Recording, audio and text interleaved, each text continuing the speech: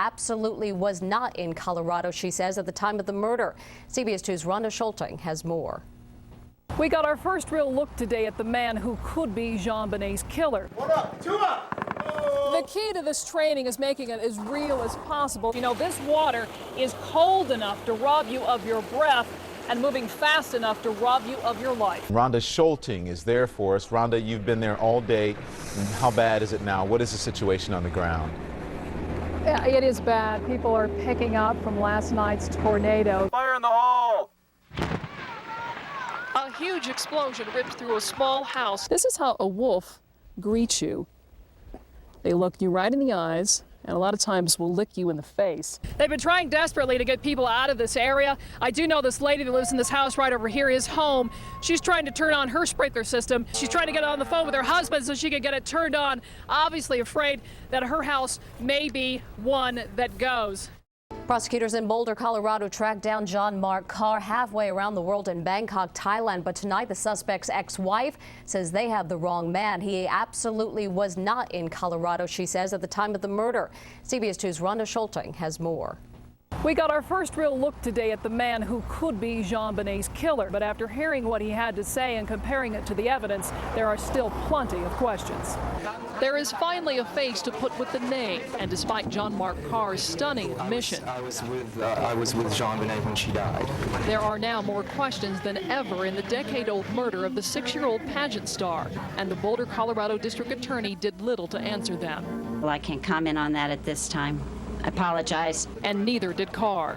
No comment. But the DA did allude to the fact that the 41-year-old may have been picked up now because of public safety or for fear that he might flee, not because of any direct evidence linking him to the 1996 murder. There are circumstances that can exist in any case which mandate an arrest before an investigation is complete. Judging by the holes in Carr's so-called confession, this investigation is far from over. One big problem is that his ex-wife claims he was home with her in Alabama on that Christmas that Jean Benet was strangled and murdered. His family remains skeptical. We hope they do find the real killer. Carr also allegedly told investigators Jean Benet was drugged, but the autopsy does not back that up. That leaves crime scene DNA. A match could strengthen the case against Carr. Her death was an accident. If it doesn't, justice for Jean Benet may be delayed a while longer. We do not know now when John Mark Carr might be back here in Boulder, but we do know that 2 Boulder County investigators went to Thailand to talk to him. Still, he has not yet been charged. In Boulder, Ronda Scholting, CBS 2 News. So Holly is a town of a little more than 1,000 people. Today, those people are coming face to face with the horror and the heartache of what happened last night. Ronda Scholting is there, and Ronda, you've had a chance to see a lot there and talk to a number of people. How are they doing? Now, where I'm standing right now, this was the home of a couple who got married just 3 years ago and moved in here. As you can see, the wall of the living room is gone, although they still have a few pieces of furniture, but actually this furniture is not in very good condition. Last night at 8 o'clock when this tornado hit Holly, Colorado, the husband and wife were in separate rooms. He heard something outside. He knew it was a tornado. That's what he tells us. So he grabbed her and they ran down here to the basement. In fact, they made it down these stairs just about 5 seconds approximately before the tornado actually hit their neighborhood, and they lived to tell about it without any injuries. Tanya and Casey Rushton are here with me. And what did you think when Casey said, honey, get down in the basement? Did you know what was going on? I think we both knew what was going on. You could hear the sound and it was pretty unmistakable. So we got in the basement and before it hit, you didn't have time to think, it hit so fast. U.S. Army's coming in. The sounds of heavy machine gun fire and explosions in what could be a small Iraqi village. Let's go. As a company of American soldiers moves in. We're expecting them to come in, take each building independently. Move to buildings 4 and 5 and clear those buildings over. The fighting is building to building. Oh, I think it's very realistic. With opposition forces putting up strong resistance. But this place is actually thousands of miles away from where these troops will soon go. They're going to see a lot of this. This is the Army's urban combat training. The scenario's really close, very close to what they'll face. 1 up, 2 up. The key to this training is making it as real as possible, not only with the noise of the battlefield, but also with the situations that these soldiers could face in Iraq. There's civilians, there's combatants. In this place, there are enemy forces. We took over the hospital. And also civilians. For these soldiers, it can be hard to tell the difference, just as it has been for the troops already in Iraq. This type of mission, you don't know who the bad people are, who the bad guy is. So we have to be a little more calm with our decisions that we make. The decisions made more difficult by the noise of the battlefield. First squad's breaching. And the confusion that can come when the pressure is high and your squad is taking on casualties. Leave those 2, they're dead. This National Guard unit has been through this training a half-dozen times. 2 Alpha, can you pull that man in, over? And each time it's been different. The soldiers have had to learn to adapt and to trust each other. Now's the time to make mistakes, guys. You have until Sunday to stop making them. And what they learn from their failures and their successes here will help them survive. I'm proud of every one of you guys for what you're doing out here, and I mean it. In a place that is much more hostile than this. At Fort Carson, Ronda Scholting, 7 News. We're approaching the 5th year of drought. Every year it's gotten progressively worse. It is a landscape that has remained unchanged for hundreds of years. A hard, desolate place where the signs of civilization are few and far between. Here come the horses again. But this part of Colorado is where these horses came looking for food, escaping over the state line from Wyoming. There's not much water. Only to find that conditions here are not that much better. We're all competing for the vegetation here. It's got to be a proper balance for everybody and everything.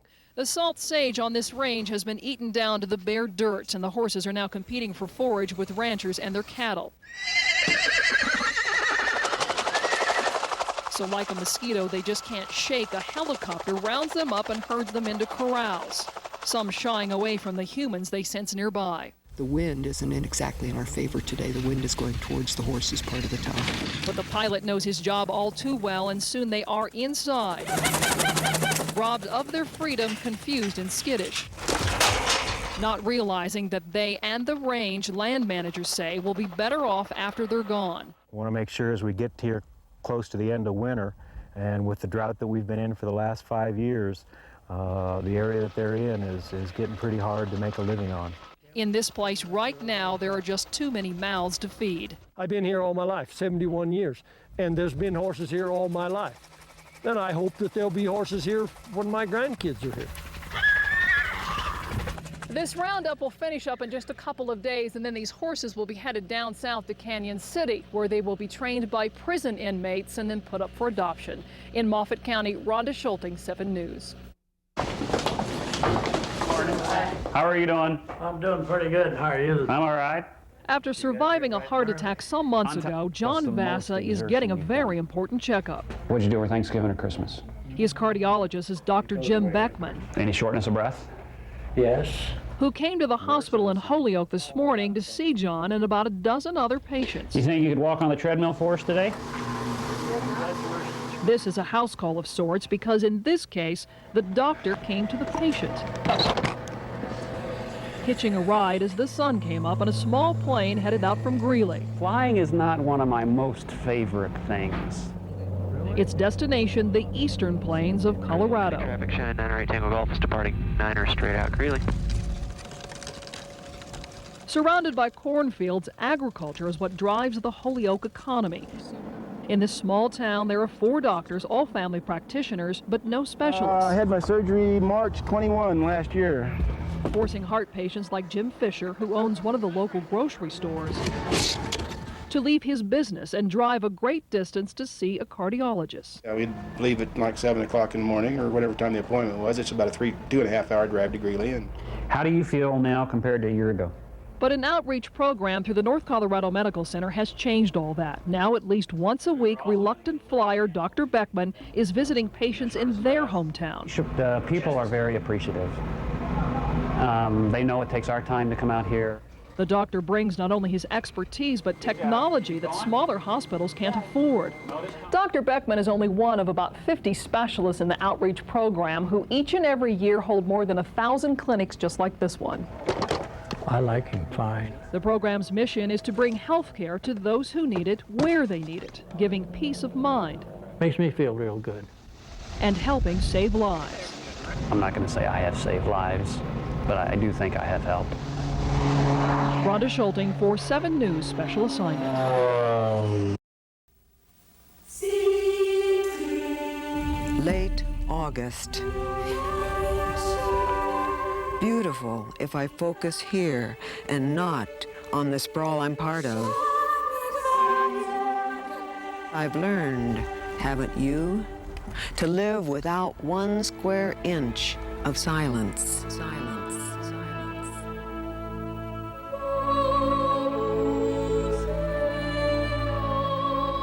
See how awesome this mountain is?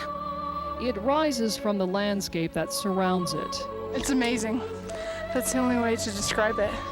With a rugged, majestic beauty. There isn't anything much higher around, about as high as you can get. A challenge for those who would seek the summit. But the Longs Peak Trail is measured not only in distance and in altitude, 14.2, that's pretty impressive. but in sweat and superhuman effort. For many people, Longs Peak is the first big mountain that they've ever done. That's crazy. There we go. All right, let's do it. It is just before dawn. Bye. Guys, be very careful. And campers in the Longs Peak boulder field are waking up to another day of putting one foot in front of the other as they make their way to the top. I'm pretty tired, but you know, you can always pull within and go a little bit further anyway. The boulder field is 6 long miles from the trailhead, but just 1.5 miles from the summit. Can't give up now. And while that distance may seem so short, the real test is only beginning. It's a personal challenge to see how far you can go and how much you can do. Of the more than 30,000 who try to reach the summit of Longs Peak each year, only about half actually make it. Let it go. All right, okay. That was exciting. The mountain does not give easily. Persevere. Those who make the attempt have to push themselves. Okay. You must persevere. Over a trail that is at times potentially dangerous and very narrow. To say you did it. Yay. To accomplish something that most people wouldn't do.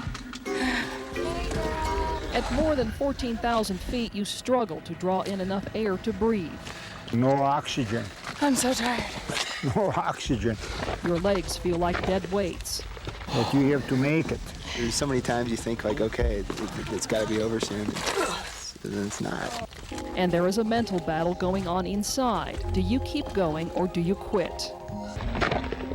Ouch. This is the one. It's worth it, though. Forces in this landscape are trying to rearrange your world. You stand here feeling you can control nothing. At any second, it is you who may be heaved up and broken. This is definitely a personal triumph. You feel awesome. You're there, bud. And it is that feeling above all else that continues to tempt people to try and best the mountain. Congratulations. Way to go. To claim a bit of the majesty for themselves. I'll do it again. It's amazing up here. Absolutely amazing. This is what Colorado's all about.